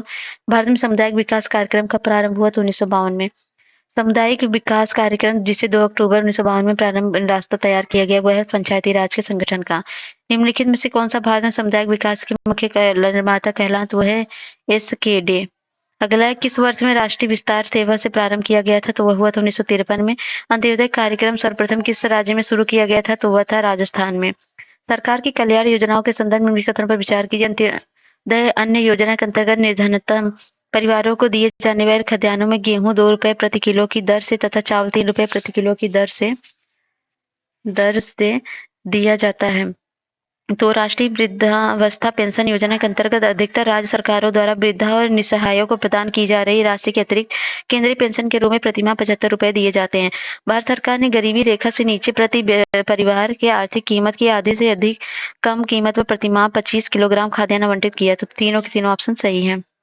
अगला है अटल पेंशन योजना के संबंध में निम्नलिखित कथनों पर कौन सा सही है? तो यह एक न्यूनतम गारंटीड पेंशन योजना है जो मुख्य रूप से असंगठित क्षेत्र के मजदूरों को लक्ष्य बनाता है। परिवार का केवल एक ही व्यक्ति इस योजना में शामिल हो सकता है। अभिदाता की मृत्यु के पश्चात जीवन साथी को आजीवन पेंशन की राशि गारंटीड होती है। तो ये केवल एक ही व्यक्ति इस योजना में गलत है, तो ऑप्शन हो गया सी। अटल पेंशन असंगठित क्षेत्र कामगारों के लिए एक महत्वाकांक्षी सामाजिक सुरक्षा है। इसकी घोषणा तत्कालीन वित्त मंत्री अरुण जेटली ने 15-16 के आम बजट में किया था। प्रधानमंत्री ने इस योजना की औपचारिक घोषणा 9 मई 2015 कोलकाता में की थी, परंतु 1 जून 2015 लागू हुआ। इस योजना में स्वावलंबन योजना का स्थान ले लिया। अटल पेंशन योजना के तहत सभी खाता धारकों को जिनकी आयु 18-40 वर्ष है इस योजना के पात्र हैं। इस योजना के अंतर्गत लाभार्थी की मृत्यु के पश्चात उसके जीवन साथी को पेंशन मिलेगी। और तो निम्नलिखित में से कौन राष्ट्रीय पेंशन प्रणाली में सम्मिलित हो सकता है? तो वह है राज्य सरकारों को सभी कर्मचारियों जो संबंधित राज्य सरकारों द्वारा अधिसूचना किए जाने की तारीख से पश्चात सेवा में आए हैं। अगला है नेक्स्ट नेक्स्ट है राष्ट्रीय पेंशन योजना संबंधित सही कथन चुनिए। तो यह एनपीएस को पेंशन फंड नियामक और विकास प्राधिकरण द्वारा नियमित किया जाता है, सही है। निम्नलिखित में से कौन सा कथन खुदरा व्यापारिक व्यापारी दुकानदारों स्वरोजगार वाले व्यक्तियों के लिए राष्ट्रीय पेंशन योजना के बारे में सही नहीं है? तो 18-40 वर्ष वर्ग के लोग इसके पात्र होते हैं, सही है। और उनका वार्षिक लेन देन 1.5 करोड़ रुपए से अधिक ना हो, तो ये भी सही है। राष्ट्रीय पेंशन योजना के सदस्य इसके पात्र हैं, तो ये गलत है। इसके अंतर्गत रुपया जो है 3,000 का मासिक पेंशन सुनिश्चित किया है। नेक्स्ट है किस लघु और सीमांत किसानों को पेंशन के उद्देश्य प्रधानमंत्री विकास किसान मानधन योजना कब प्रारंभ की गई? तो ये 12 सितंबर 2019 को। प्रधानमंत्री श्रम योगी मानधन योजना प्रत्येक ग्राहक को 60 वर्ष की आयु प्राप्त करने के बाद न्यूनतम अनुमानित पेंशन प्रति माह प्राप्त होगी, तो 3,000। फिर है नेक्स्ट श्रम बीमा योजना का उद्देश्य क्या है? तो इसका उद्देश्य है ऐसे कामगारों को जो बेरोजगार हो गए हैं सामाजिक सुरक्षा उपलब्ध कराना। आम भारतीय बीमा योजना सामाजिक सुरक्षा प्रदान करती है किसको? तो ग्रामीण क्षेत्र में निर्धनता की रेखा से नीचे रहने वाले सभी भूमिहीन श्रमिकों को। आम आदमी बीमा योजना के संदर्भ में निम्नलिखित कथनों में से कौन सा है सही है? विचार कीजिए। तो इस योजना के अंतर्गत बीमाकृत व्यक्ति भूमिहीन ग्रामीण कुटुंब के परिवार का मुखिया अथवा कमायु सदस्य होना चाहिए। बीमाकृत व्यक्ति 30 से 65 वर्ष की आयु के वर्ग में होना चाहिए। योजना में बीमाकृत व्यक्ति के कक्षा 9 से लेकर 12 के बीच पढ़े रहे 2 बच्चे तक के निःशुल्क छात्रवृत्ति प्रदान करा जाता है। तो पहला तीसरा सही है, ये दूसरा गलत है। दूसरा ठीक है। आम आदमी बीमा योजना को प्रारंभ किया गया था 2 अक्टूबर 2007 को। होटल तथा रेस्तरां और मोटर परिवहन उद्योग और समाचार पत्र प्रतिष्ठान, निजी चिकित्सालय ऊपर में से किन इकाइयों के कर्मचारी राज्य की बीमा योजना के अंतर्गत सामाजिक सुरक्षा प्रवेश प्राप्त कर सकते हैं? तो कर सकते हैं सभी के सभी। निम्न में से किस वर्ष में असंगठित श्रमिक सामाजिक सुरक्षा अधिनियम पारित हुआ? तो हुआ 2008 में। निम्न में से कौन सा एक सामाजिक संरक्षण कार्यक्रम नहीं है? तो इसमें से कौन सा नहीं है? आम आदमी बीमा योजना, राष्ट्रीय बीमा योजना, या फिर 1 मिनट, हाँ, तो कौन सा इसमें से नहीं है? तो इसमें जो नहीं है वो सॉरी, ये जो नहीं है वो है राष्ट्रीय जयंती शहरी योजना वाले। फिर नेक्स्ट निम्नलिखित में से कौन सा एक सामाजिक संरक्षण का हाल में अपनाया तरीका है? तो निपुणता का विकास कार्यक्रम है। निम्नलिखित में से कौन सा कथन प्रधानमंत्री सुरक्षा बीमा योजना के बारे में सत्य नहीं है? तो ये 18 से 50 वर्ष के बीच किसी भी व्यक्ति के लिए उपलब्ध है, तो ये गलत है। प्रधानमंत्री सुरक्षा बीमा योजना की घोषणा वित्त मंत्रालय 15-16 में बजट में की गई। इस प्रकार की दुर्घटना बीमा पॉलिसी में जिसके तहत दुर्घटना के समय मृत्यु अथवा अपंगता की स्थिति में बीमा राशि के लिए क्लेम किया जा सकता है। ये योजना एक वर्ष तक मान्य होगी। इसका प्रत्येक 1 वर्ष के बाद नवीकरण कराना होगा। इस योजना में मृत्यु अथवा पूर्णतः विकलांग होने की दशा में 2 लाख रुपए, जबकि आंशिक विकलांगता की दशा में 1 लाख रुपए की राशि दी जाएगी। इस योजना का लाभ 18 से 70 वर्ष तक के व्यक्ति ले सकते हैं। अगला है निम्नलिखित भारतीय सरकार के रोजगार सृजन तथा गरीबी निवारण कार्यक्रम में एक नहीं है उल्लेख कीजिए। तो वह है महात्मा गांधी राष्ट्रीय ग्रामीण गारंटी योजना, तो ये सही है। राष्ट्रीय ग्रामीण आजीविका मिशन ये भी होता है। राष्ट्रीय शहरी जयंती शहरी योजना ये भी होता है, तो डी नहीं होता है। निम्नलिखित में सुमेलित कीजिए। उदय UDIY ये इसका विद्युत वितरण करने वाली कंपनी का वित्त पोषण ये सही है। हृदय विरासत वाले शहरों का संरक्षण पुनर्जीवन सही है। अमृत शहरों में मूलभूत संरचना का सुधार, और भारत स्वच्छ मिशन जो है पेयजल से ही नहीं बल्कि सभी सुरक्षाओं से लेकर है। अगला है नेक्स्ट, तो है स्वच्छ भारत मिशन को भारत में प्रारंभ किया गया था ये दिसंबर 2014 को। स्वच्छ भारत मिशन के द्वितीय चरण को किस समय अवधि के दौरान शुरू किया गया? तो 2021 से 2021 से लेकर 24-25 तक। और है अगला क्वेश्चन है सितंबर 2019 में जल शक्ति मंत्रालय द्वारा प्रारंभ की गई ग्रामीण स्वच्छता रणनीति निम्न से किस अवधि में संबंधित है? तो ये 2019 से लेकर 29 तक। ठीक है। अगला है स्वच्छ भारत मिशन के संदर्भ निम्नलिखित में से कौन सा कथन सत्य है? स्वच्छ भारत मिशन संपूर्ण समुदाय के सामूहिक व्यवहार परिवर्तन पर केंद्रित है। अधिकांश लोगों के लिए खुले में शौच करना उनके नियमित प्रातः काल भ्रमण, फसलों की देखभाल तथा सामाजिकता का हिस्सा है। तो यह पहला दूसरा सही है, दोनों सही है। तो प्रधानमंत्री नरेंद्र मोदी ने 15 सितंबर 2018 को पूरे देश में कौन से अभियान का शुभारंभ किया? तो उन्होंने किया था स्वच्छता ही सेवा है। निम्नलिखित में से कौन सा शहर स्वच्छ सर्वेक्षण 2021 में 1 लाख से अधिक जनसंख्या श्रेणी के शीर्ष में 3 सबसे स्वच्छ शहरों में शामिल नहीं है? तो वह है तिरुपति, सूरत, विजयवाड़ा, इंदौर है। स्वच्छ सर्वेक्षण 2021 में उत्तर प्रदेश में कौन सा स्थान प्राप्त किया? तो वो किया था छठा। अगला ग्रामीण स्वच्छता सर्वेक्षण के अनुसार स्वच्छता के मामले में सबसे ऊपर कौन सा राज्य है? तो वह है सिक्किम। तो अभी उत्तर प्रदेश का 10वां है 2022 में, याद कर लीजिए इसको। और निम्नलिखित में से 2 कथन हैं जिनमें से एक कथन कारक देखना है। ग्रामीण जनसंख्या खुले में शौच करना अपने स्वास्थ्य के लिए खतरा नहीं मानती है, तो सही है। और पवित्रता एवं पवित्रता से जुड़े सामाजिक सांस्कृतिक मानदंड में लोगों के घर में शौचालय निर्माण से रोका है। तो ये दोनों सही है, लेकिन एक दूसरे की व्याख्या नहीं कर रहे हैं कथन कारण कथन की। निर्मल भारत अभियान योजना निम्नलिखित में से किस संबंधित है? तो वह है उपयुक्त में से कोई नहीं, मतलब इन सबसे नहीं है। निर्मल भारत अभियान योजना पूर्व से संपूर्ण स्वच्छता अभियान के नाम से जानी जाती है। यह ग्रामीण क्षेत्रों में व्यक्तिगत समुदाय के ग्राम स्तर पर तथा स्कूल एवं आंगनबाड़ी केंद्रों में शौचालयों के निर्माण से संबंधित है। निर्मल ग्राम पुरस्कार योजना का उद्देश्य क्या है? स्वच्छता। एक राष्ट्रीय मुहिम राष्ट्रीय गरिमा अभियान चलाई गई। ये चलाई गई कब? तो ये चलाई गई, एक मिनट, ये चलाई गई मैला ढोने की प्रथा को समाप्त करने और मैला ढोने वाले कर्मियों के पुनर्वसन के लिए। नेक्स्ट है शौचालय क्रांति। ये है गांव एवं नगरों में लोगों को बहाव वाले शौचालय बनाने हेतु अनुदान तथा ऋण उपलब्ध कराने की सरकारी योजना। इंटीग्रेटेड लो कॉस्ट सैनिटेशन योजना के संबंध में कौन सा कथन सही पर विचार कीजिए। यह व्यवस्था साझेदारी के आधार पर वित्त पोषित है। केंद्रीय राज्य योगदान 75% है। राज्य योगदान 75% है। तो पहला दूसरा सही है, गलत है 25% वाला। तो इसमें देख सकते हैं केंद्रीय सब्सिडी 75% है, राज्य सब्सिडी 15% है, लाभार्थी अंश है 10%। राष्ट्रीय सामाजिक सहायता कार्यक्रम गरीबी रेखा से नीचे के लिए कार्यक्रम सम्मिलित नहीं है।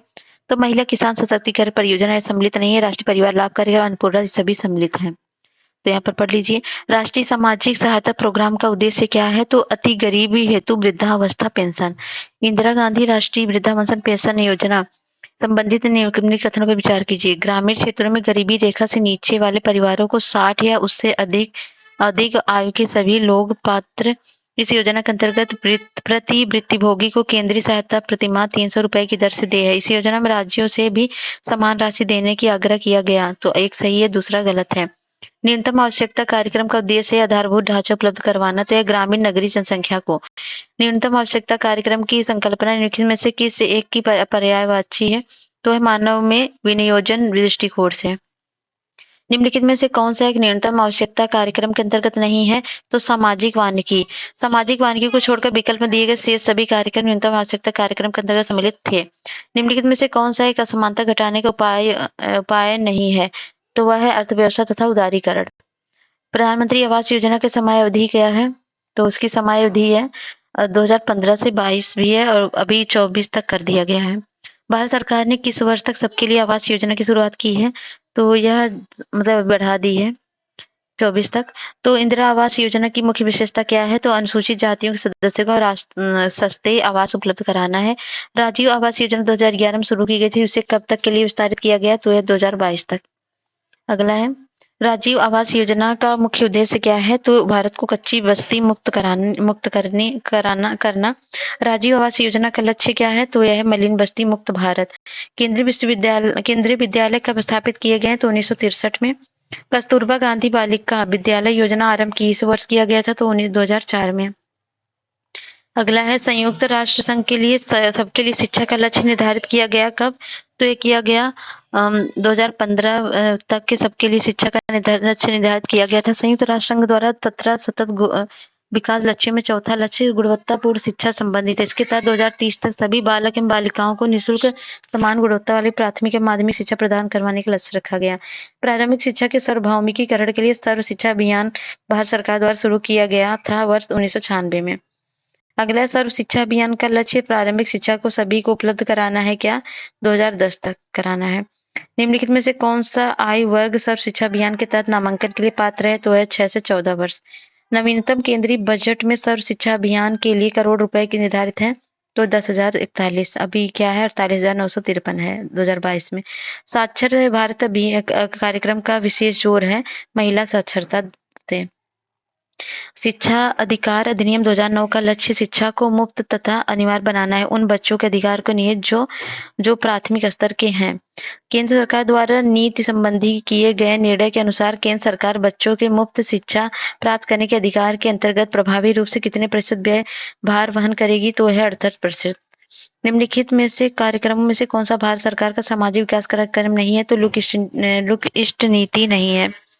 ठीक है, अगला है 1995 में मध्याह्न भोजन योजना चलाई गई थी। यह प्राथमिक शिक्षा के सार्वभौमिकरण हेतु चलाई गई थी। मध्याह्न मिड डे मील भोजन योजना किस वर्ष शुरू की गई थी, तो शुरू की गई थी 1995 में। मिड डे मील योजना निम्नलिखित में से प्रारंभ की गई थी 1995 में। और प्राथमिक शिक्षा के लिए पौष्टिक अवलंबन राष्ट्रीय कार्यक्रम प्रारंभ की गई, तो सेम क्वेश्चन 1995।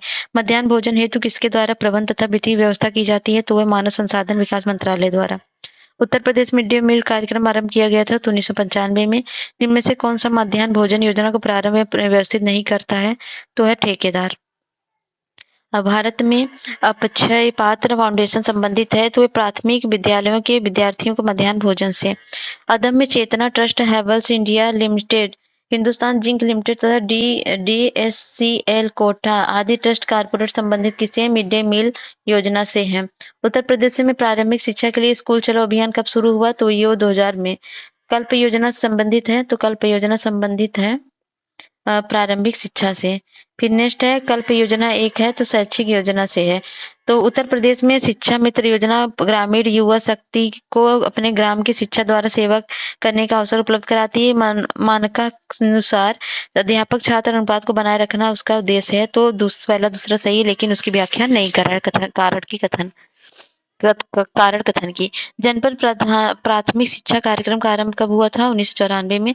प्रारंभिक शिक्षा कोष की स्थापना 2005 में निम्न में से किस प्राप्ति हेतु की गई थी, तो है केंद्र सरकार द्वारा लगाए गए शिक्षा उपकर हेतु।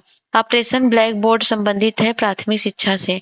वर्ष में 2009-10 में प्रारंभ की गई inclusive education for the disabled and secondary state योजना किसके अंतर्गत प्रदान की जाती है, तो है राष्ट्रीय माध्यमिक शिक्षा अभियान द्वारा। अगला है मिलान का सर्व शिक्षा अभियान 2001 में शुरू किया गया। साक्षर अभियान जो है ये 2009 में शुरू किया गया। और ऑपरेशन ब्लैक बोर्ड ये 1987 में और राष्ट्रीय साक्षरता मिशन 1988 में। तो ऑप्शन हो गया ए।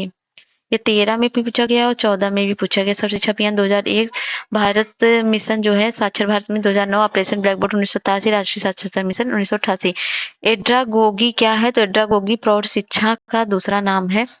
रूडसेट संस्थान के प्रारंभ करने का उद्देश्य क्या है, तो इसका उद्देश्य है बेरोजगार ग्रामीण युवकों को स्वयं का उद्यम लगाने के लिए दक्षता एवं उद्यमिता प्रशिक्षण देना। हाल में 2013 में रोशनी सब समाचारों में था। ये संबंधित है जनजातीय युवकों के कौशल विकास एवं प्रशिक्षण कार्यक्रम से। भारत में अल्पसंख्यकों के कल्याण हेतु प्रधानमंत्री मुद्रा घोषित कार्यक्रम क्या कहते हैं, तो 15 सूत्री कार्यक्रम। निम्नलिखित मंत्रालयों में नालंदा परियोजना किसका कार्यक्रम है, संस्कृति मंत्रालय का, मानव संसाधन विकास मंत्रालय के, अल्पसंख्यक मामलों के मंत्रालय का।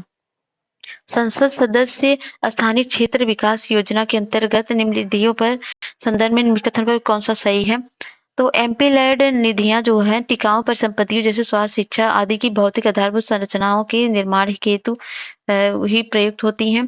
प्रत्येक सांसद की निधि एक निश्चित अंश अनुसूचित जाति जनसंख्या के लाभार्थ प्रयुक्त होना आवश्यक है, सही है। और एमपी लेड निधियां वार्षिक आधार पर स्वीकृत की जाती है। निधि अगले वर्ष के लिए अग्रिम नहीं की जाती, तो ये होती है अगले वर्ष भी ऐड हो जाती है। कार्यान्वयन हो रहे सभी कार्यों में कम से कम 10% कार्यों का जिला प्राधिकरण द्वारा प्रतिवर्ष निरीक्षण अनिवार्य है, तो डी सही है इसमें।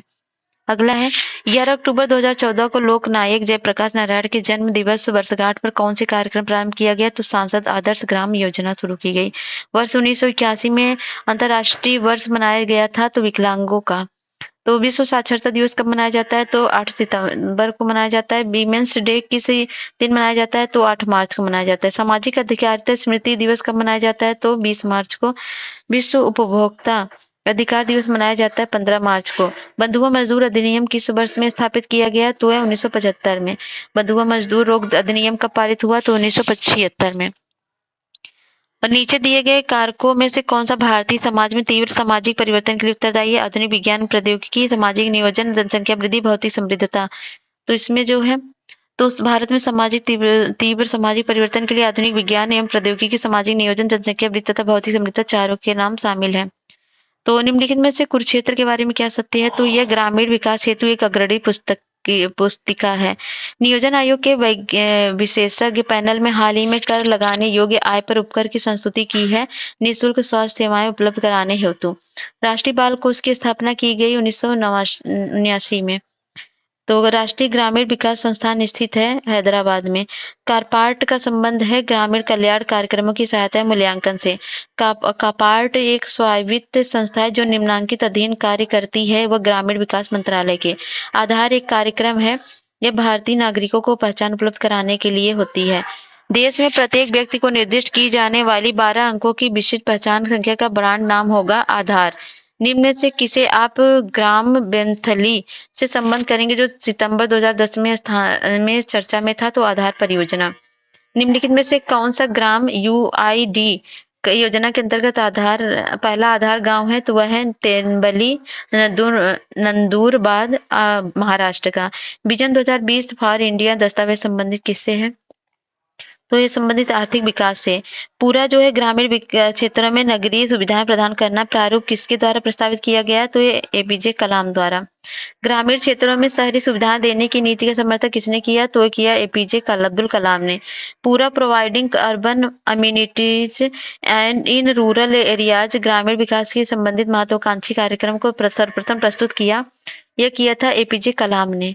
और प्रधानमंत्री श्रम पुरस्कार प्रदान किए जाते हैं केंद्र तथा राज्य के सार्वजनिक उद्यमों तथा निजी क्षेत्र के चयनित विनिर्माण इकाइयों के कार्यरत कर्मचारियों को।